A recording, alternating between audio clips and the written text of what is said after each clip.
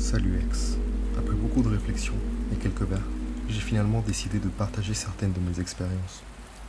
L'anglais n'est pas ma langue maternelle, donc désolé si ma grammaire n'est pas parfaite. C'est moi, fin des années 90. Je bosse dans une zone très rurale de la Russie, comme une sorte de garde forestier ou protecteur de la faune. Ici, on n'a pas les mêmes règlements protocoles stricts que chez vous. En gros, on se balade en quad, on engueule les braconniers et on veille à ce que la population de cerfs soit stable, ce genre de truc. Je bossais dans un coin paumé, entouré de forêts et de nature sauvage. J'avais qu'un seul collègue, on va l'appeler Peter. Peter, c'était le stéréotype du russe fou de la cambrousse. Il distillait sa propre vodka, fumait comme une cheminée. C'était mon meilleur ami pendant plusieurs années. Il m'a toujours couvert, peu importe ce qu'on affrontait là-bas, dans les bois. Le salaire était merdique, mais il y avait plein d'avantages. On n'avait pas de patron, donc on pouvait partir camper, se bourrer la gueule et appeler ça une mission de terrain. J'avoue qu'il nous est arrivé de racketter quelques chasseurs innocents prétendant qu'ils braconnaient. On était pourris jusqu'à l'os, mais on a quand même réussi à coffrer quelques vrais braconniers. Parfois on recevait des appels pour de vrais boulots. C'était des gens qui voyaient des animaux malades, et c'était à nous d'aller vérifier que ça ne se propage pas. Si un animal devenait agressif et mettait en danger les habitants, on devait l'abattre. On avait des potes au cabinet vétérinaire du coin. Ils faisaient des analyses si on soupçonnait la rage ou autre chose. Un jour, Peter et moi on reçoit un appel d'habitants flippés. Ils racontent que des jeunes étaient partis chasser quelques jours plus tôt, mais qu'aucun d'entre eux était revenu. Tout le monde pensait qu'ils avaient été tués par des ours ou des loups. Super, maintenant on doit aller dans la cambrousse troquer des carnivores agressifs. Les gens nous indiquent une direction et on démarre nos quads. On roule 3 heures avant de tomber sur un campement abandonné. Clairement quelque chose avait ravagé le camp. Sûrement un ours. À voir la scène, les garçons étaient partis dans la panique, sans même prendre leurs fusils. On continue à pied, arme en main, au cas où. On trouve le premier cadavre à quelques mètres du camp. Il était sur le ventre, le dos couvert de profondes blessures. Mais ce qui nous a choqués, c'était que c'était des blessures par perforation. Rien de ce qu'on voit dans une attaque d'ours ou de loup. Il y avait une trace nette dans la neige, indiquant où les autres avaient fui. On retrouve 2 autres gars au même endroit, morts de la même façon. L'un d'eux était littéralement éventré. Peter tremblait, il secouait la tête sans dire un mot. D'après les habitants, ils étaient 4. Donc, il en manquait un. On a failli se chier dessus quand on a entendu quelque chose bouger dans les buissons. On a visé, prêt à tirer, dès que ça sortirait. J'ai failli laisser tomber mon fusil quand ça s'est sorti. C'était un cerf rouge, avec les restes d'un des garçons accrochés à ses bouts. Il avait du mal à tenir debout, à cause du poids du corps, mais il beuglait comme s'il allait charger. Peter a été le premier à réagir. Il a vidé son chargeur sur la bête. En l'examinant, on a remarqué que ses bois étaient abîmés et cassés. Il avait frappé avec une telle force qu'il s'était littéralement brisé les bois sur les garçons. Le dernier était resté empalé parce que le cerf lui avait transpercé la cage thoracique. On n'a pas réussi à séparer le corps des bois, alors on a dû ramener la tête entière. Le retour a été l'un des trajets les plus atroces de ma vie. Plusieurs corps attachés à l'arrière de nos quads. Les flics étaient fureux. On avait déplacé des cadavres d'une scène de crime. Mais ils ont vite compris en voyant le coupable littéralement empalé dans un dégât. Voir les parents en pleurs, ça me hante encore. Ce soir-là, j'ai bu avec Peter. J'étais encore sous le choc. Ce truc, c'était pas naturel, il a lâché à un moment. Les cerfs peuvent être agressifs. Défendre leur territoire, oui, mais chasser des humains, les traquer un par un, non, ça, ils font pas ça. Ce jour-là, c'était la première fois que j'ai entrevu les choses vraiment flippantes qui se passent là-bas, dans la nature russe. Et crois-moi, c'était loin d'être la dernière. Environ 1 ou 2 fois par mois, on devait partir en expédition dans la forêt, chercher des signes de braconnage, d'animaux malades ou ce genre de merde. Un jour, on décide d'aller dans une zone très isolée parce qu'on avait entendu des rumeurs de braconniers. C'était un trajet très interminable. À chaque fois, on repoussait cette expédition en espérant que les braconniers se fassent bouffer par des ours avant qu'on doive y aller. On a roulé 15 heures avant que le terrain devienne trop difficile pour nos quads. On a dû le finir à pied, ce qui voulait dire camper sur place. La nuit venue, j'étais pas tranquille. Camper, c'était la routine pour nous. Mais là, on était plus loin de toute civilisation que jamais. Et honnêtement, j'avais encore en tête le souvenir du cerf et des 4 gamins.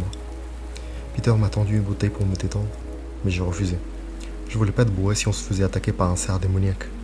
La nuit s'est passée sans accident, mais j'ai presque pas dormi. Au matin, on a repris la marche vers le supposé hotspot de braconniers. On y arrive. Rien. Pas une trace d'activité humaine. Putain de rumeur, grogne Peter en secouant la tête. Normalement, on devrait être content, car il n'y a rien à signaler. Mais là, on était juste crevés et au bout. Puis, un rugissement a résonné dans la forêt. Un son grave, long, presque métallique. C'était quoi ça? Fait Peter en levant son fusil. Contre toute logique, on décide d'aller voir. On grimpe sur une petite crête qui surplombe une clairière. Et là, on les voit. 5 cerfs regroupés au centre, tête baissée, comme s'ils broutaient. Sauf qu'ils faisaient des mouvements brusques, violents, comme s'ils essayaient d'empaler le sol avec leur bois. Peter tire en l'air pour les faire fuir. Rien. Ils bougent pas. Pas un sursaut, pas un regard. Si vous connaissez un peu les animaux, vous savez qu'un bruit fort les fait toujours déguerpir. Mais eux, rien. On tire encore 2 fois. Toujours aucune réaction. Alors, dans un moment de folie, on décide d'approcher doucement, juste pour comprendre ce qu'ils foutaient. À mesure qu'on avance, une odeur infecte nous prend à la gorge. Un mélange de charogne et de merde. C'est un ours, ça? Dit Peter en pointant le sol. Et ouais, devant les cerfs, il y avait un énorme ours brun, mort depuis 4 ou 5 jours, vu l'état de décomposition. Les cerfs, ils étaient en train de le piétiner, de le frapper encore. Les grognements, les halètements, on aurait dit qu'ils se forçaient, comme s'ils devaient absolument le détruire. Ils avaient l'air épuisés, maigres, presque malades. Le corps du grizzly était en lambeaux, sauf la tête. La tête était restée intacte, comme si c'était volontaire. On est resté figé, incapable de retourner le regard. Comment ils ont pu tuer un ours? J'ai soufflé. Putain, mais comment c'est possible? Peter a juste levé son fusil et a tiré sur l'un des cerfs. Il m'a dit plus tard qu'il voulait un échantillon de sang. Dès que le cerf est tombé, les autres ont arrêté. Ils se sont tournés vers nous, couverts de sang pourri et de morceaux de chair. Ils nous fixaient, sans bouger, sans cligner. J'avais le cœur qui battait à m'en crever. Peter a lentement reculé, moi aussi. On gardait nos armes levées. Dès qu'on a atteint la crête, ils ont repris leur charnier, comme si on n'existait plus. On n'a rien dit.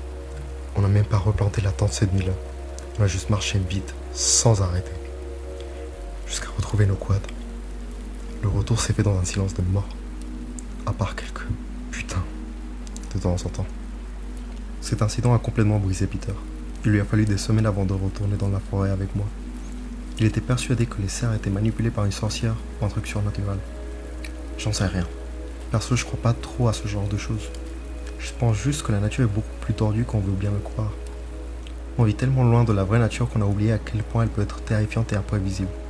Mais malgré tout, il y avait quelque chose de pas normal chez ces cerfs-là. Et à ce jour, j'ai toujours pas d'explication. Un jour, on reçoit un appel des autorités locales. Un vieil homme vivant seul dans une cabane isolée n'avait plus donné de signe de vie depuis un moment. Il voulait qu'on l'y conduise, vu qu'ils connaissaient pas le terrain et que pour eux, la forêt, c'est 3 arbres au bord d'une route. On y va en quad. On s'arrête à quelques mètres de la cabane. Dès qu'on la voit, on comprend qu'un truc s'est passé. La porte est arrachée de ses gonds. L'intérieur est vide. Les flics nous demandent de les aider à fouiller les alentours. On accepte. Leur première hypothèse, un ours l'a attaqué et emmené. Plausible, vu la porte défoncée. On se sépare pour suivre les traces dans la neige. Après une bonne demi-heure, un des officiers appelle à la radio. Sa voix tremblait un peu. Il nous donne des coordonnées précises et dit juste « Vous devrez venir voir ça par vous-même ». On arrive sur place, et au premier coup d'œil, tout semble normal. Pas de branches cassées, pas de traces de lutte, rien. Le flic pointe du doigt le haut d'un arbre devant lui. Là, suspendu à une branche, il y avait une carcasse fraîche de cerf. Ouais, un putain de cerf, pendu d'un arbre. Déjà ça, c'était bizarre. Mais plus haut encore, un détail plus dérangeant. Le corps d'un ours, coincé dans les branches. Quelque chose avait tué un ours et un cerf, puis les avait hissés là-haut. Je sais que certains félins font ça comme les léopards, pour stocker leur proie. Mais en Russie, dans cette région, il n'y a pas de léopard, ni de tigre. Les flics avaient tous l'air mal à l'aise, regardant sans arrêt derrière eux après ça. On n'a plus quitté le groupe. On a continué les recherches 2 heures encore, avant d'abandonner sur le chemin de retour. Et on repasse devant l'arbre. Là, le cerf avait disparu. Seul restait des branches couvertes de sang. On s'est regardé, on a accéléré, et on s'est tiré de là sans dire un seul mot. J'essaye encore de trouver une explication logique. Un ours mort, un cerf mort, perché dans un arbre, puis l'un des deux qui disparaît. Franchement, je préfère pas savoir ce qui a pu les hisser là-haut, ou pire, venir les chercher après. Cet hiver-là, on a vécu un des pires incidents de ma carrière. Faut savoir qu'en Russie, les hivers peuvent être monstrueux. Neige à n'en plus finir, moins 40 degrés, et un froid qui te bouffe les os. Quand quelqu'un disparaît à cette époque, on part du principe qu'il est déjà mort. Sans équipement adapté, tu tiens pas à plus d'1 heure. Et quand c'est un enfant qui disparaît, c'est juste l'enfer. La police nous appelle pour leur prêter main forte. Une mère avait signalé la disparition de sa fille de 6 ans. J'avais pas envie de passer des heures à grelotter dans la forêt, mais on ne pouvait pas ignorer un cas pareil. La mère racontait qu'elle avait laissé ses enfants jouer dehors, et que la petite s'était soudain mise à courir vers la lisière du bois. Ils avaient cherché partout, crié son prénom, encore et encore rien. Ils ont appelé la police, qui nous a appelés. Quand on est arrivé, la gamine était portée disparue depuis 2 heures. On a repéré des petites empreintes dans la neige, sûrement les siennes, on les a suivies longtemps. Beaucoup trop longtemps pour une enfant de cet âge. Puis, brusquement, les traces s'arrêtaient. Plus rien. Pas de demi-tour, pas de pas dans un autre sens. Rien. Comme si elle était volatilisée. On a inspecté les alentours, cherché des doubles empreintes au cas où elle aurait rebroussé le chemin, peut-être parti ailleurs. Rien. Nada. Peter était livide. Il jurait entre ses dents. On s'est retourné vers la mère et les autres enfants pour poser plus de questions. Pourquoi elle a couru vers la forêt? Les autres gosses pleuraient, tremblaient. On sait pas. Elle s'est juste mise à courir. Comme ça, sans raison. On a dit à la mère de rentrer avec les enfants. Qu'on allait en continuer les recherches. Mais un des flics les a escortés jusqu'à la maison. Et 15 minutes plus tard, la radio de l'un des agents grésille. On entend le flic crier quelque chose. Et au fond, le hurlement de la mère. Ils avaient retrouvé la fille. Elle était assise sur la marge de leur porte. Morte. Raide gelée. Elle portait juste son manteau et son pantalon légers. Logique, elle était censée jouer dehors un petit moment. La mère avait fermé la maison à clé avant de partir pour éviter les cambriolages. J'arrive pas à oublier cette image. La petite, assise, comme si elle attendait qu'on lui ouvre. Le regard vide. Ses cheveux collés de glace. La scène me brise. Et pourtant, il y a des trucs qui collent pas. La théorie la plus simple, c'est qu'elle avait retrouvé le chemin de retour, puis serait morte 2 fois en attendant. Mais comment elle est revenue sur son cas, que nous la voix? Pourquoi elle n'a pas répondu aux appels de sa mère? Pourquoi il n'y avait aucune trace de pas autour d'elle? Et surtout, comment elle avait pu geler aussi vite, en moins de 4 heures? Personne dans le voisinage n'a rien vu, rien entendu. Pas la moindre piste. La mère s'est effondrée après ça. Elle s'est mise à boire tous les jours. Et moi, j'y pense encore. J'ai vu des morts, des corps mutilés, des scènes atroces. Mais celle-là m'a marqué plus que tout. Même plus que les 4 garçons déchiquetés par le cerf. J'ai vu aussi pas mal de choses plus courtes à raconter. Des scènes trop brèves pour en faire des vraies histoires, mais que je n'arrive toujours pas à oublier. Je les raconterai par la suite. Un jour, j'ai vu une biche attraper son propre pharaon par la tête. Elle l'a secoué violemment, encore et encore, jusqu'à lui briser la nuque. Puis, elle l'a lâché au sol.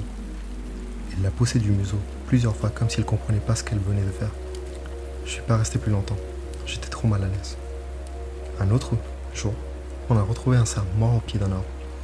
En regardant les marques sur le tronc et sur sa tête, on a compris qu'il s'était frappé lui-même, encore et encore, contre l'arbre, jusqu'à en mourir. On a pris l'échantillon de sang, pensant à une maladie, une infection. Tout était normal.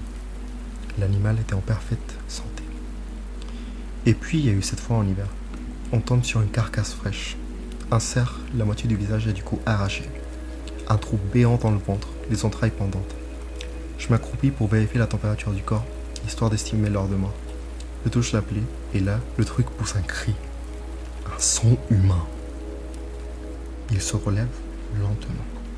Je reste figé, la main encore couverte de sang. La bête me regarde calmement, puis se met à marcher, posément, comme si rien n'était. Elle avance une dizaine de mètres et s'effondre pour de bon. J'ai jamais été aussi proche de m'épanouir. Ces moments-là, c'est ce qui te hante le plus. Pas les gros drames, pas les corps éventrés, non. Les petits instants absurdes où le monde se tord un peu devant toi, où t'as l'impression que quelque chose de profond est cassé dans la nature. C'était le début de l'automne. Peter et moi on faisait une de nos rondes habituelles. On roulait tranquillement sur un chemin de terre quand un chasseur a déboulé devant nous, complètement paniqué. Il criait, pleurait presque. Il disait que son ami venait d'être attaqué par un ours, un peu plus haut dans le sentier. On embarque le gars avec nous sur un quad et on file là-bas. Quand on arrive, son pote est là, ou plutôt, ce qu'il en reste. Son visage avait été arraché, son ventre ouvert, les tripes dehors, ses bras et ses jambes tordus dans des angles impossibles. Même après tout ce qu'on avait vu, j'ai failli vomir. On se regardait avec Peter. Pas besoin de parler cet ours. Il fallait le retrouver et le buter. C'était trop dangereux de le laisser rôder près du village.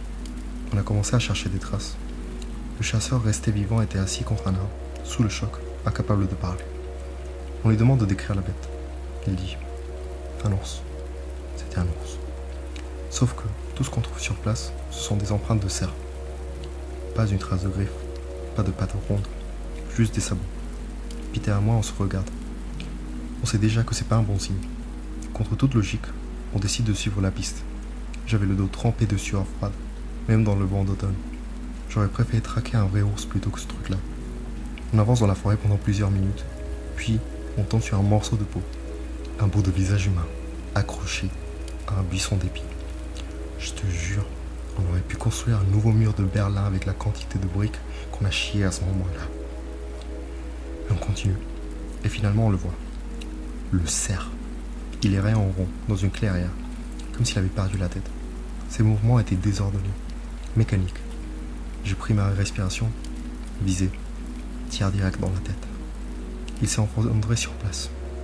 Les morceaux de chair humaine pendaient encore à ses bois. On a dû ramasser les bouts un par un, les mettre dans un sac plastique pour les livrer à la morgue avec le reste du corps. On a failli vomir à chaque morceau. C'était l'une des scènes les plus ignobles de ma vie. Le chasseur, lui, ne disait plus rien. On l'a ramené en ville pour qu'il donne son témoignage. Sur la route, Peter lui demande « Pourquoi tu nous as dit que c'était un ours ?» Il a baissé les yeux. Il a juste répondu « Parce que vous m'auriez jamais cru. » Il avait raison. Peter et moi nous traînions dans son appartement un soir à raconter des histoires et à boire. On était assis sur son petit balcon, enfumé, quand on a reçu un appel du commissariat. Il y avait eu des signalements étranges d'un gros animal, probablement un ours, rôdant dans le secteur. Certains locaux étaient carrément flippés et avaient prévenu la police. Évidemment, ça tombait sur notre juridiction. On a décidé qu'on irait vérifier le lendemain matin. On n'avait pas envie de courir après une grosse créature non identifiée. À moitié bourré, le soleil couché. Du coup, on s'est assis quelques minutes de plus à discuter, quand un hurlement assourdissant a résonné depuis la lisière de la forêt. On est resté silencieux pendant quelques minutes. « Putain, c'était fort », a dit Peter. « Oui, merci, capitaine Obius. » On a décidé d'aller voir. Opération russe à moitié bourré, armée, commence. On a erré sans but, pointant nos lampes et fusils au hasard dans le noir. « Vous vous foutez de moi ?» a hurlé Peter. Il veut donner de trouver des grandes empreintes fendues. « Dites-moi que c'est pas encore un putain de cerf, je te jure. Je jure devant Dieu. » Il sonnait à la fois en colère et il mord de peur. Il y a un bruit derrière nous. On se tourne instantanément et vise le bruit. Deux yeux brillants reflètent nos lampes. Ça pousse un cri strident et fonce sur nous. On tire comme des fous, tout en flippant notre race. C'est un sanglier. Un putain de sanglier. Mais il était tellement énorme qu'on avait d'abord cru que c'était un ours. Au moins, c'était pas un putain de cerf, ai-je dit. Peter a lâché un rire nerveux et a secoué la tête devant la bestiole étendue. Franchement, on savait pas quoi en faire. On n'avait pas pris nos quads, et la bête était trop lourde pour être transportée. On a décidé de juste laisser là pour que les loups en fassent leur affaire. La police nous a cru cette fois. Certains de ces cochons peuvent atteindre des tailles énormes. Vous avez eu de la chance qu'ils ne vous aient pas eu. Encore une chose à s'inquiéter. Super. La plupart des gens l'ignorent, mais il y a plein de systèmes de grottes non cartographiés et non explorés partout en Russie. C'était aussi le cas où je vivais. Il n'était pas rare que Peter et moi tombions sur une grotte ou deux pendant nos excursions. Beaucoup de légendes locales entourent ces grottes. Une ville souterraine d'êtres humains, des covens de sorciers, des animaux préhistoriques, etc. Quoi qu'il en soit, j'ai toujours trouvé les systèmes de grottes fascinants. C'est comme entrer dans un nouveau monde où les mêmes règles ne s'appliquent pas. Donc, quand la police a monté une équipe de secours pour aider un adolescent coincé dans une de nos grottes, je n'ai pas hésité à me porter volontaire. À ce moment-là, Peter et moi étions respectés et appréciés par la police. Ils nous faisaient confiance et nous incluaient dans certains de leurs travaux. Peter n'est pas venu cette fois. trou de gueule de bois. Deux adolescents avaient essayé d'explorer un système de grotte locale avec des chutes très abruptes. L'un des garçons avait perdu pied et dégringolé dans l'obscurité. Il était toujours vivant, mais s'était cassé la cheville et ne pouvait pas sortir. Plutôt que de rester coincé, son ami avait choisi de prévenir pour demander de l'aide. On a progressé dans la grotte, en faisant attention où on posait les pieds. Le sol était humide et couvert d'algues. Pas étonnant que le garçon ait glissé. Quand on est arrivé au précipice, on a braqué nos lampes vers lui. Il agite la main et sourit, sachant qu'il était sauvé. J'ai commencé à descendre le mur de roche, raide, avec une corde attachée à ma taille. Quand je suis arrivé en bas, j'ai sécurisé le garçon à la corde et fait signe. Il est allé par là, m'a dit le garçon, en pointant un passage étroit au fond de la grotte. Pardon, ai-je demandé, me demandant s'il avait heurté sa tête en tombant. Mon ami, il est revenu pour moi et m'a dit qu'il avait trouvé une sortie par là. J'étais confus et je lui ai dit, ton ami est là-haut avec les autres. Son visage est devenu complètement pâle sur le champ. Il était en bas avec moi? Il est passé par là? Un sentiment de malaise m'a frappé. J'essayais de l'ignorer, mais j'étais coincé au fond de ce petit gouffre, jusqu'à ce qu'il me lance à nouveau la corde. Et ce gamin prétendait que quelqu'un était en bas avec lui, alors que son ami était allé directement prévenir la police. Je me sentais très exposé, et je fixais le passage étroit au fond de la grotte. Je pointe ma lampe au sol et je trouve des empreintes de pieds nus menant dans le passage. Putain, alors que je me préparais mentalement à m'ôter de terreur. Ils ont lancé l'extrémité de la corde, et elle m'a frappé directement sur l'épaule. J'ai poussé un cri de terreur que ces enfoirés ne m'ont jamais laissé oublier, alors qu'il est vraiment monté. J'ai refusé de regarder en bas. Je me suis barré de là aussi vite que possible. Putain, peu importe ce qu'ils trouvaient en bas. Un de nos plus grands problèmes avec les braconniers, c'était qu'ils laissaient parfois derrière eux ces pièges à ours en acier rouillé ultra solide. Parfois, ils ne revenaient jamais les chercher, ce qui voulait dire que certaines parties de la forêt pouvaient être un véritable champ de mine pour les chevilles. Parfois on tombait sur des carcasses en décomposition, coincées dedans et laissées à mourir. Une fois, j'ai failli marcher dedans, mais Peter a remarqué la chaîne à temps pour m'arrêter. Merci encore mon pote. Une autre fois, on est tombé sur un de ces pièges, déjà déclenché. À l'intérieur, il y avait une botte, avec le pied encore dedans. Le reste du corps avait disparu. Une grande flaque de sang et des morceaux de tissu ensanglantés. On aurait dit que quelqu'un s'était coincé et qu'on lui avait amputé le pied. On a suivi la traîne de sang, mais aucun corps. Il devait être avec un ami qui l'avait emmené de là. L'ironie, c'est que ces pièges sont assez faciles à ouvrir si tu sais quel goupille tirer. Le pauvre gars a perdu son pied à cause d'un braconnier idiot. On a remporté le pied et demandé à la police. Il n'avait rien reçu de rapport de personnes victimes de pièges à ours. Ce type n'était même pas allé à l'hôpital. Ça voulait dire qu'il avait soit été braconnier lui-même, soit qu'il était un sacré dur à cuire. On ne l'a jamais retrouvé, ni entendu parler depuis. Cependant, tomber sur un pied coupé, ça reste jamais agréable, surtout quand tu sais le genre de merde qui traîne là-dehors. Peter m'a un jour montré une localité abandonnée qu'il avait trouvée à l'époque. Bien qu'on ait plus ou moins le même âge, j'étais plutôt un garçon de ville, contrairement à lui. Il avait toujours vécu en pleine campagne. Il avait passé son enfance à son adolescence à explorer la forêt. Il parlait très rarement de son enfance, surtout à cause de son père alcoolique, qui frappait sa mère et lui. Mais il me faisait confiance, et parfois, après une ou deux bouteilles, il s'ouvrait un peu. Pour lui, explorer la nature était un moyen d'échapper à son foyer dysfonctionnel, d'où sa bonne connaissance interne de la région. On a roulé quelques heures jusqu'à arriver à cette localité. Elle avait l'air pourrie, vieille comme le monde. La plupart des bâtiments étaient en bois, prêts à s'enfondrer à tout moment. Certains étaient en béton soviétique classique, aussi stable que notre économie. Quoi qu'il en soit, on a choisi d'explorer un peu. Après tout, cet endroit aurait été une base parfaite pour les braconniers. Les maisons étaient vides, à part quelques meubles humides et quelques poêles. La structure en béton, par contre, contenait encore quelques trucs intéressants. On a trouvé des boîtes humides de vieille dynamite, ce qui nous a fait penser que c'était une ancienne ville minière. Effectivement, il y avait une grande carrière à quelques kilomètres qu'on a trouvé plus tard. Beaucoup des objets étaient trop rouillés pour comprendre ce qu'il avait été.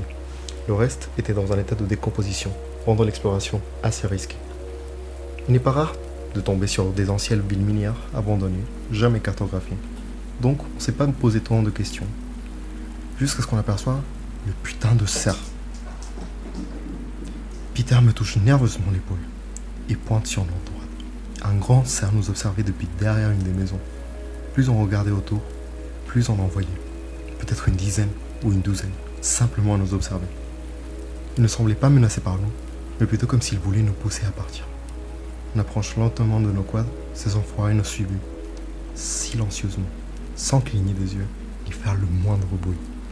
Quand on arrive au quad, on débat pour savoir s'il faut leur tirer dessus. On décide de ne pas le faire pour éviter un troupeau de cerfs démoniaques enragés. On démarre juste et on s'éloigne, heureux d'être en vie, vu qu'ils ne nous avaient pas attaqués. Je me souviens avoir regardé derrière nous, à environ 100 mètres, voire plus de 20 cerfs immobiles. Putain de merde, crie Peter, alors qu'on fonce vers la ville. On n'y est jamais retourné, mais on en parlait souvent. Il était convaincu que ces cerfs avaient quelque chose à voir avec l'abandon de la localité. Moi, je n'en suis pas sûr. Mais ça reste possible. Putain de cerfs et leur manière mystérieuse. À ce moment-là, la police connaissait nos diverses rencontres. Ils ne nous croyaient pas vraiment, mais nous respectaient assez pour ne pas se moquer. D'après tout, on leur avait ramené plusieurs corps, massacrés par des cerfs. Tout a changé quand un des officiers, un ami à moi, a disparu. Il était intervenu suite à un appel de gamin qui disait avoir été suivi par un vieil homme étrange en jouant dans la forêt. Pour une raison inconnue, il était allé seul. Ça faisait 16 heures et personne n'avait eu de nouvelles. Peter et moi, nous avons aidé à chercher car on le connaissait bien. Des heures de recherche, rien. Puis, quelqu'un trouve un pistolet par terre. Il avait été tiré 2 fois, mais on n'a pas trouvé les douilles. Un des officiers avait ramené un chien de recherche. Après quelques reniflements du pistolet, il se met à courir dans les bois, visiblement sur une piste. On suit du mieux, mais le chien est vachement vite. Soudain, des aboiements agressifs et des gémissements remplissent la forêt. On arrive à l'endroit où le chien est allé, et on retrouve un autre putain de cerf. À l'une de ses cornes pendait le corps sans vie de l'officier. Il avait été empalé à travers la gorge et sorti par la bouche. C'était tellement grotesque que j'ai encore un nœud à la gorge en y pensant. C'était mon ami. Et ce putain de cerf l'avait tué. Il restait immobile, la tête lourdement chargée par le corps. Le chien gémissait et grognait, mais ne s'approchait pas. L'officier tire dessus, et nous, on commence juste à l'arroser de balles. Récupérer son corps reste un des trucs les plus durs que j'ai jamais fait. Après ça, les officiers prenaient toujours nos histoires au sérieux. Ils nous offraient même un soutien quand on partait en excursion. Je me demande encore pour ce vieil homme. Les gamins l'avaient-ils juste imaginé?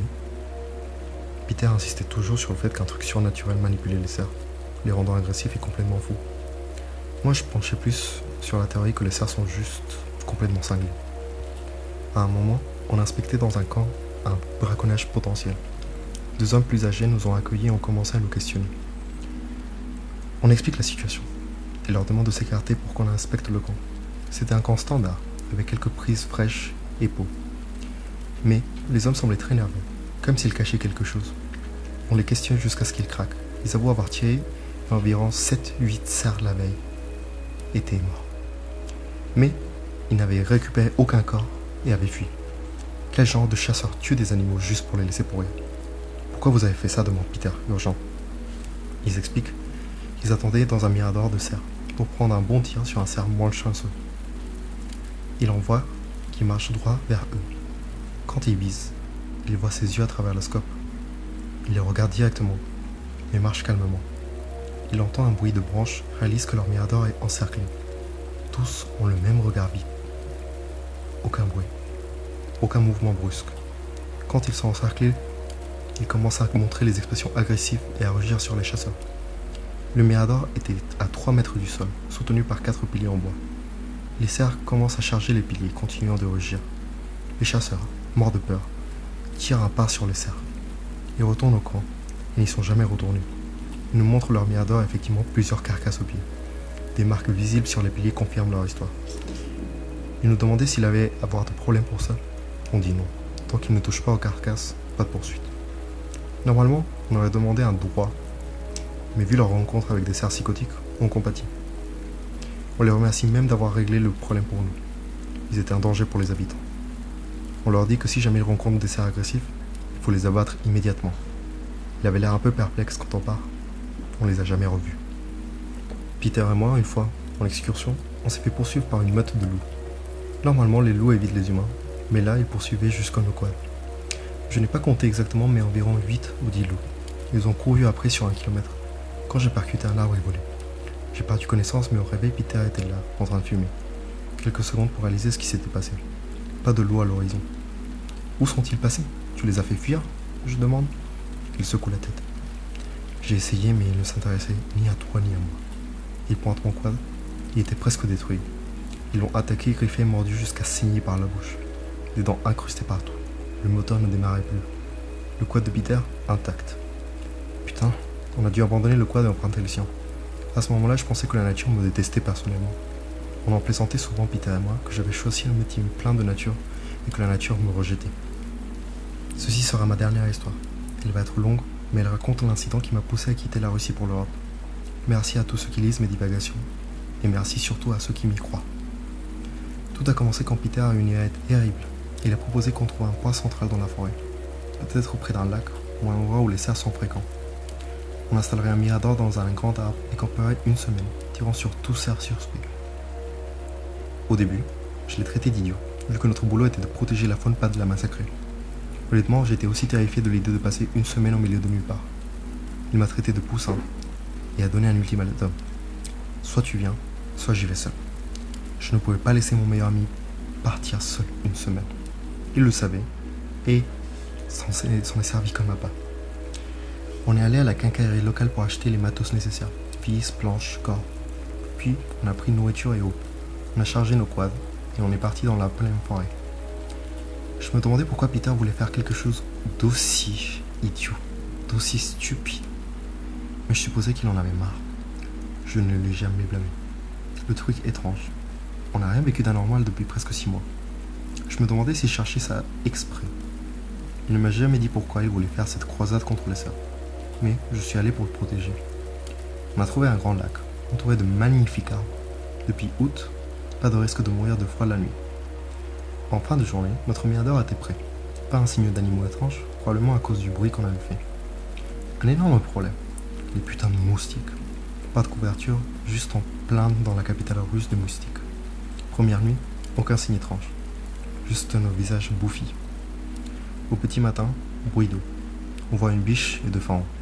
On les observe 15 minutes, normaux. Similaires les premiers jours, rien d'inhabituel. Je me sens soulagé pensant que les cerfs avaient migré. Mais Peter, lui, étendu, jurant entre ses dents. Et Peter, c'est quoi ce bordel ? Regarde vite, il s'assoit à côté de moi. Il explique ses cauchemars avec les cerfs, et que tuer certains le rassurerait. Il n'avait pas dormi correctement depuis plus d'un mois. Il est presque en larmes. Je vois qu'il est au bord du gouffre. Je reste à veiller sur lui pendant sa sieste. Du bois sort un cerf solitaire. Je l'observe, il se penche, fait semblant de boire dans le lac. C'est preuve suffisante. Je secoue Peter. Il glisse au bord, vise avec son fusil, tire, poitrine directe. Il soupire, il rit. On entend les animaux dans le bois, mais rien à voir. Ce cerf solitaire semblait un appât, testant nos réactions. Peter devient parano. Tout bruit dans les bois le fait trembler. La nuit, une lampe à pétrole éclaire notre mirador. 5e nuit. Merde. Yeux dans les bois. Mais rien dans le scope. Il joue avec nous. Peter tire en l'air pour les repousser. Je lève la lampe. Vertige. Tombe. La lampe tombe. Déclenche l'incendie du mirador. On descend en urgence, laissant fusil et matos derrière. Dans la nuit, les flammes révèlent le plus grand troupeau de cerfs que j'ai jamais vu. Tous les yeux brillants dans le feu. Apparence infernale. Peter hyperventile, fonce vers les quads. On démarre et se barre terrifié. On ne regarde jamais derrière. De retour, Peter rentre sans rien dire. Moi, je m'isole. Je sors quelques jours plus tard pour chercher à boire. Le barman inquiet me demande « Ça va ?» Je demande pourquoi. Après l'accident de Peter, t'as disparu un moment. Accident de Peter. Il a eu un accident de voiture. Ivre. 120 km/h. Heurté un arbre. Mort sur le coup. Je marche. Perdu. Retrouve mon courrier. Une lettre de Peter. Il avait prévu de quitter la Russie. Je pleure pendant une éternité. Un mois plus tard, je décide de quitter la Russie. Je ne peux jamais fuir mon passé, mais je peux prendre des kilomètres de distance. Je pense encore à lui tous les jours. Maintenant, je vis en sécurité, au cœur d'une grande ville, loin de la forêt. Je vais parfois dans les bois européens. C'est trop artificiel. Pas de bêtes terrifiantes. Plus rien de ce naturel depuis. Plus rien de bizarre depuis. Je consulte régulièrement un psychiatre pour gérer mes peurs. Voilà, c'est mon histoire. Croyez-la si vous voulez. Il est très réel pour moi. Et la prochaine fois que vous le pouvez, levez un verre pour Peter. On aurait sa mémoire. Et l'homme qu'il était.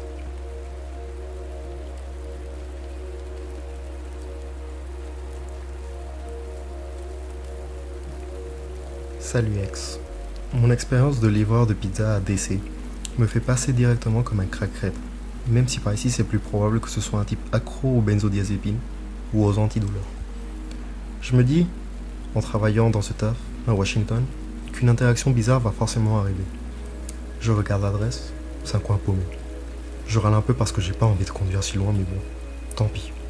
C'est le ticket le plus bizarre que j'ai jamais vu. Le mec a commandé une grosse pizza avec anchois, viande hachée, jambon, saucisse, pepperoni, bref, littéralement 15 dollars d'extra. Je demande à la fille au comptoir si c'est bon, si cette pizza n'est pas une erreur.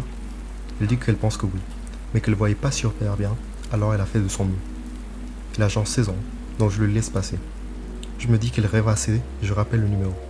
Je sonne 5, 10, 20, 30 fois. Pas de réponse. Je raccroche. Rappel. Le téléphone va direct sur le numéro que vous avez composé n'a pas de boîte vocale configurée. Au revoir. Le manager décide juste de faire la pizza comme commandé et voir après. Je livre une pizza, tout d'abord, à un couple hilarant, obèse et ivre à mort. Ils m'invitent à boire avec eux, mais je bois jamais en travaillant. J'espère que quelqu'un d'autre a pris la pizza super bizarre.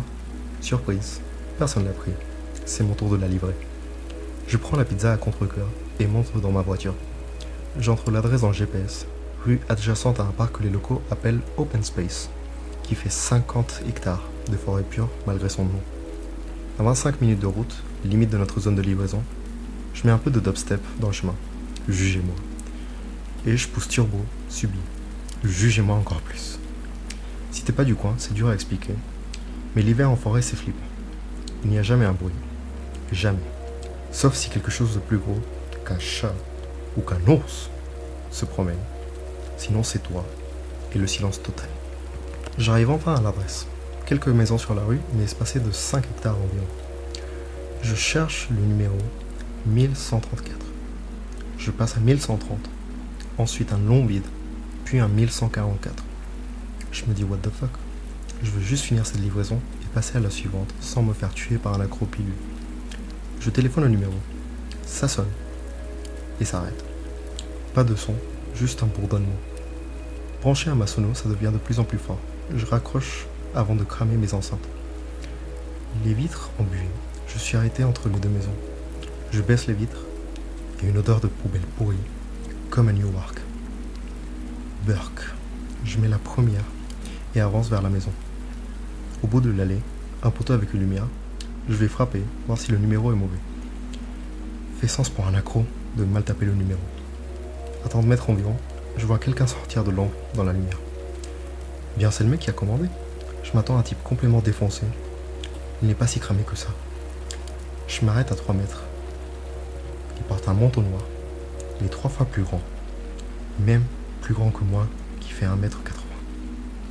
Je le regarde pas au début. Je sors la pizza, le ticket et la monnaie.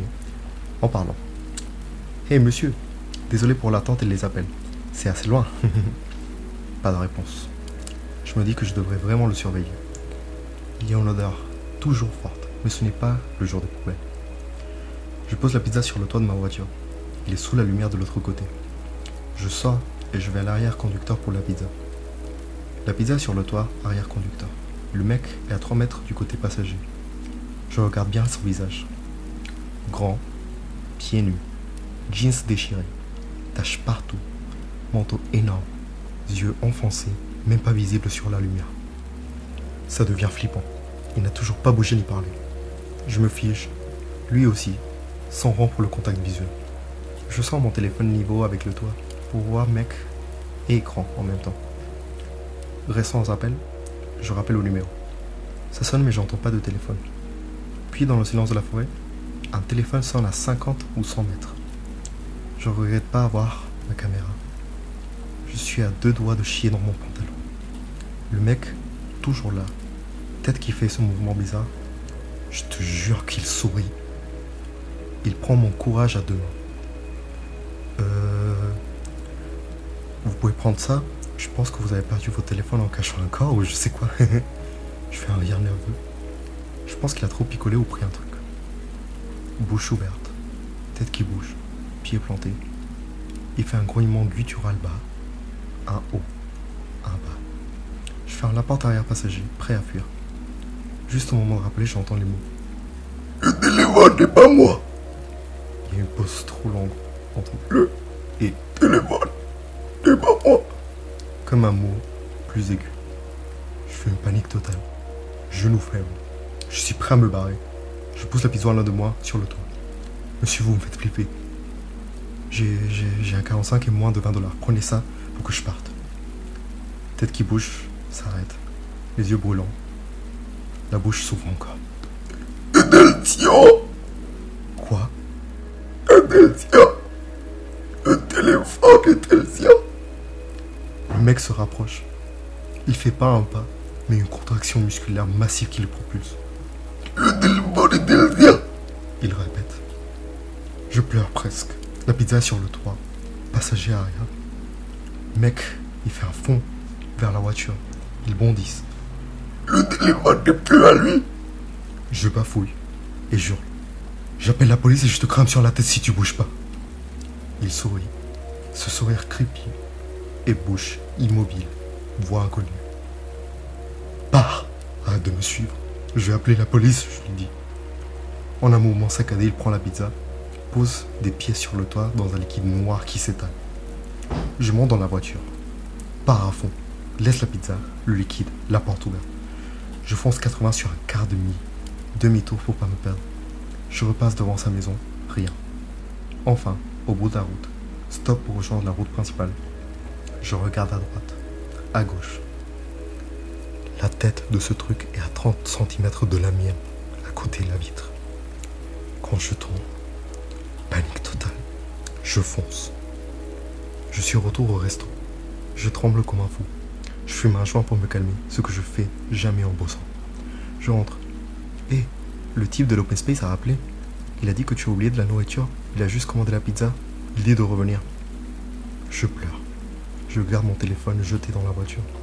14 appels manqués de ce numéro. Voicemail, voice note. Vide, sauf le dernier. Juste une respiration haletante et grognement. Je pleure devant une fille super calme au comptoir. Je m'en fous. 10 minutes pour me calmer. Je me rappelle le liquide sur le toit. J'utilise une torche. C'est un liquide visqueux. Odeur de sang. Je vomis. Dans l'espace entre le coffre et la vitre arrière, je trouve les pièces recouvertes de goupes épais comme du sirop d'érable et des morceaux mous de... J'ouvre la voiture et mon sang glace. Il y a une trace de sang du panneau avant jusqu'à la porte conducteur. Quand j'ai chopé ce truc, au stop, il a essayé d'ouvrir ma porte. Je pleure et je chie dans mon pantalon. De retour au comptoir, la fille tente de rappeler. Rien, boîte vocale. Le lendemain, je file le numéro à mon oncle, capitaine de police. Numéro de burner phone, payé en liquide, introuvable, éteint. Maintenant, je dors avec les lumières allumées. Je vais traîner sur les commentaires pour voir si ce psycho va me traquer ou me rappeler. Je suis terrifié.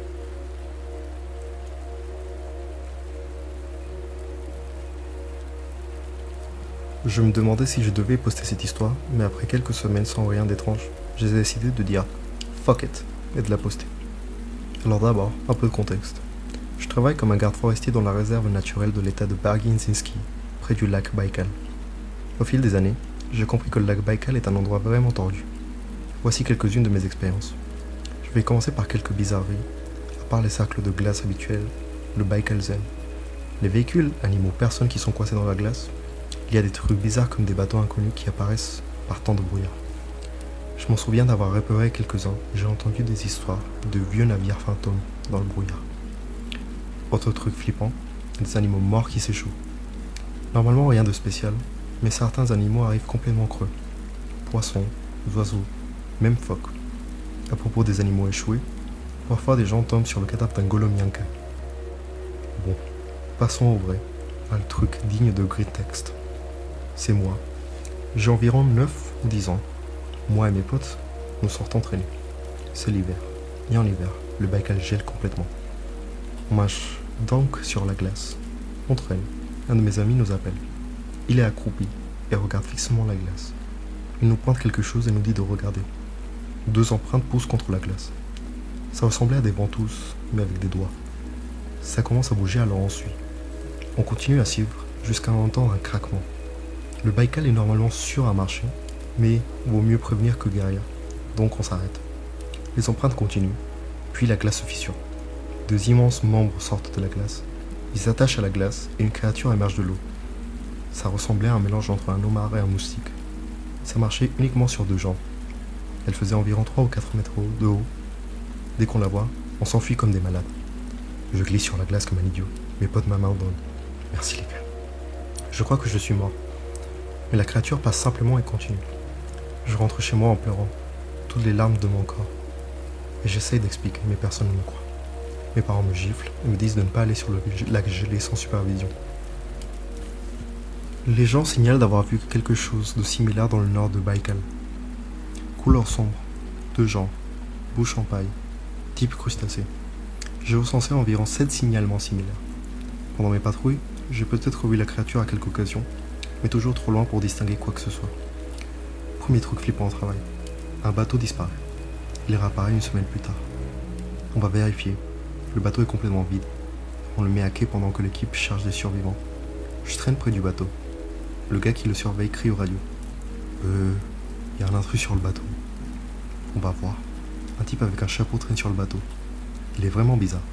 Vous voyez qu'il n'est même pas entièrement solide. Mon collègue essaye de rapprocher. Le mec se sépare en plusieurs morceaux qui sont tous à l'eau. Grand moment what the fuck. Au cours des dernières 20 années, 2 cas étranges ont été signalés, en 2001 et 2013. Des corps échoués avec des marques très étranges.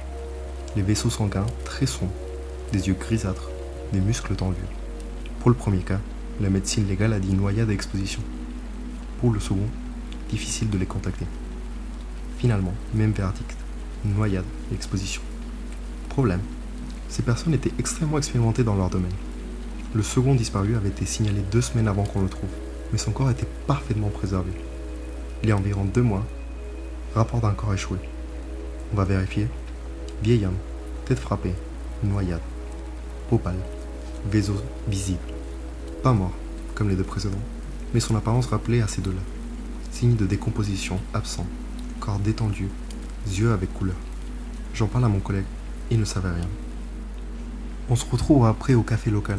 On discute des cas, puis un vieux type nous interrompt. On l'appelle Starik.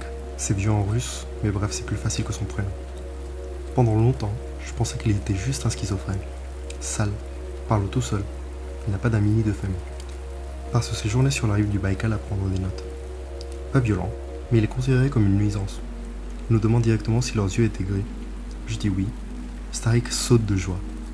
C'est gênant, mais on se prépare à repartir. Starik nous suit et demande si les corps sont décomposés. Intrigué, je le laisse continuer. Voici ce qu'il raconte. Selon lui, la créature responsable de ces 2 morts s'appelle la méduse rampante. Elle peut filtrer l'oxygène de l'air et de l'eau. Ses tentacules produisent un adhésif qui lui permet de ramper sur Terre. Elle produit également un poison extrêmement puissant. Il détruit les globules rouges, et même une faible dose peut être catastrophique. Le poison est 84% pur. Il assombrit le sang et détruit la pigmentation des yeux. Il agit aussi comme antibiotique préservant le corps pendant plus d'1 mois. La réaction chimique avec l'eau tend les muscles, exclusive au lac Baïkal. Gros problème jusqu'à la moitié du XXe siècle. Après la Seconde Guerre mondiale, le gouvernement a utilisé du cyanure pour réduire leur population. Eau empoisonnée, mais couvert. Population actuelle estimée à quelques dizaines. Pendant qu'il raconte, quelqu'un lui dit de fermer sa gueule. Starik part, mais je suis vraiment curieux de savoir s'il a plus à partager. Une semaine plus tard, j'avais un peu oublié toute cette histoire. Puis je vois Starik en train de prendre des notes pendant ma patrouille. Je m'approche de lui, ce qui fait que le maître faillit sursauter sur sa peau. Quand je l'ai fait, je demande si tout va bien. Il répond oui, d'une voix tremblante. Puis je le demande à propos du type qu'il avait viré l'autre jour. Il me dit que c'est rien. Alors je demande s'il peut m'en dire plus de sa méduse. Il s'excuse et dit qu'il doit partir. Je me dis comment un clochard peut-il être occupé. Je commence à le suivre qu'il parle. Starik me faisait juste silence radio. Je le suis pendant 30 minutes. Faut que j'arrête, le boulot oblige. Mais après le travail, je décide de me renseigner sur Starik. Personne ne savait vraiment rien sur lui. Il a toujours été là. Personne ne sait quand ou comment. Il a toujours été là. Je décide de demander au gars du café à propos de Starik. Il me dit qu'il ne devrait pas traîner avec ce type. Il est probablement déraisonnable. Je demande pourquoi il l'a viré. Il dit le type pue la merde. C'est vrai. Dans mes recherches, je découvre une seule chose. Le mec adore les échecs. Il est super fort. Parfois, il défie les autres vieux. Le lendemain, j'achète un échiquier et j'attends dans le parc après les heures. Ah, pas parfait. Starik sort des buissons, bière à la main, et demande une partie. J'essaye de le faire parler, mais le mec est totalement concentré sur le jeu. Je suis nul et je me fais battre en 3 coups. Il revient pour une revanche quelques jours plus tard. J'ai l'idée de lui offrir quelque chose de plus fort. Russian Standard. Parfait. Il parle de la pollution du Baïkal et tout. Je demande comment il sait autant de choses. Oh, j'étais biologiste. Il développe. J'ai fait des recherches sur le lac pendant presque 30 ans. Que s'est-il passé ensuite? J'ai arrêté. Pourquoi? Je n'avais pas le choix. Comment ça? Il me regarde. Hé, tu veux voir un truc cool? Ok. Bien, je vais te montrer quelque chose qui va te faire sursauter les cheveux, qui va crever ton cerveau. J'ai pas compris son expression, mais je suis d'accord. Je l'ai suivi.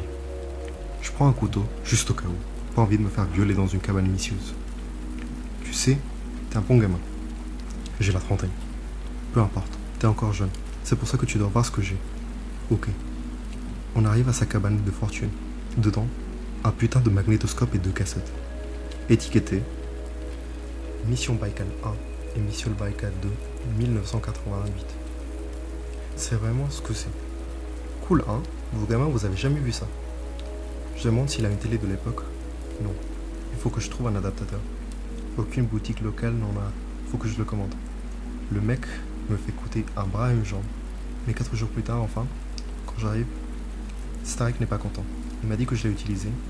On se dispute et finalement il craque. Bon sang, d'accord. Si tu veux vraiment les regarder, allons-y. Je lui ai dit qu'il passerait pas près de mon appart sans une douche.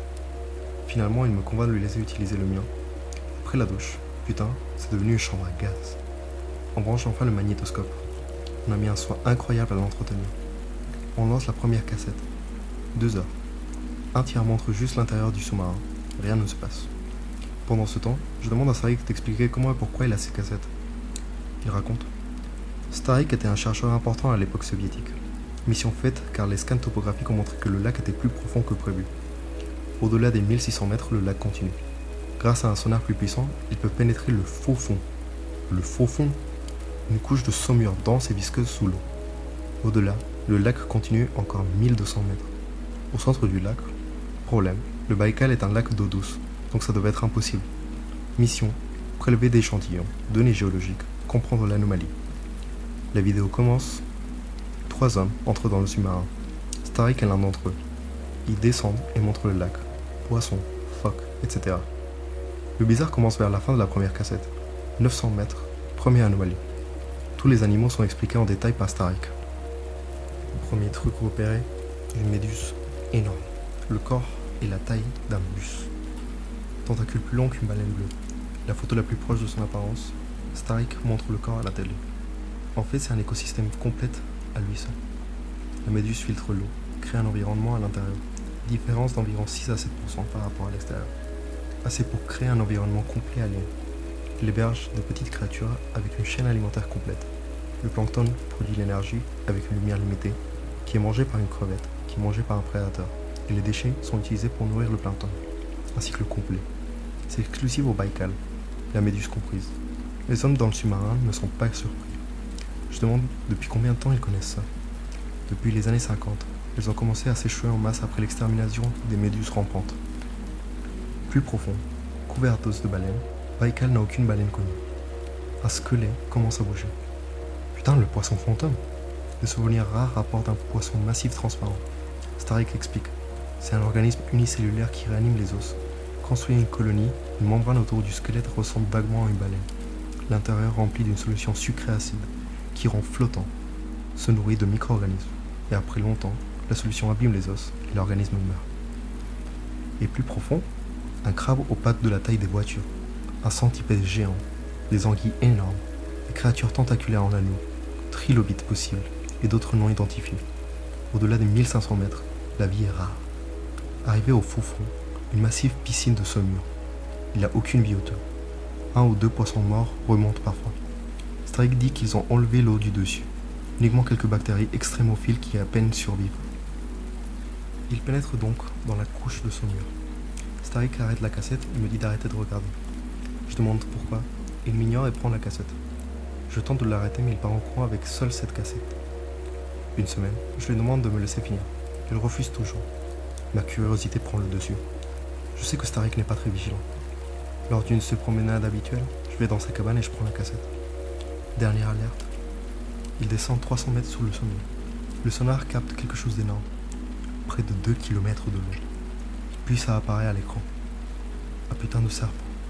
Un léviathan. Le serpent ne décrit même pas la forme. La présence perturbe le sonar, les caméras et l'équipage. C'est 10 minutes de cris et d'hystérie. Les yeux de cette bête fixent la caméra. Peu importe où je suis, peu importe où je me place face à la télévision, ses yeux me suivent. Je ressens que c'est maléfique. Tout est faux. Un membre fait réussir à monter le sous-marin. Après la cassette, je ressens un truc derrière ma tête. Comme un appel vers le lac. Un appel vers le Baïkal. Le mec ne parle pas, mais je sais ce qu'il veut. Je craque et je parle à Starik. Dès qu'il me voit, paf dans la mâchoire. Je suis traité d'un attardé. Il prend la cassette et la casse. C'est pour ça que je voulais pas que tu regardes. Je supplie d'expliquer. Il se calme, s'assoit et me pose une question. Il explique, pendant la guerre froide, les soviets voulaient utiliser le Baïkal comme propagande. Et les scientifiques comprenaient qu'il y avait complètement une exclusivité de diversité dans le lac. Les Américains ne cachaient rien. Ils ont comparé tous les océans, lacs, rivières et mares. 60% de la vie du Baïkal est introuvable ailleurs. Pourquoi? Starik pense que cette chose, ce léviathan, attire la vie. Mieux, pourquoi est-elle là? Réponse. Prison. Pourquoi le Baïkal n'a pas changé depuis 25 millions d'années? Pourquoi cette couche de saumure d'1 kilomètre dans un lac d'eau douce? Alien, dieu ou phénomène naturel, le saumure contient tout et le reste dehors. La mission échoue. Starik arrête. Il vole ses 2 cassettes et depuis il est blacklisté. Il reste ici. Je sais pas pourquoi il a gardé la cassette, mais au moins elle est détruite maintenant. J'ai fini par craquer. Cette chose affectait ma vision, mes sens et même ma parole. J'ai dû déménager chez ma sœur à Tcheliabinski, à proximité du lac. Me rend malade. J'ai encore des cauchemars de temps en temps. Je sais pas si c'est psychologique, ou cette chose qui pénètre dans le gouffre de mon âme, et qui me fait me perdre mes sens.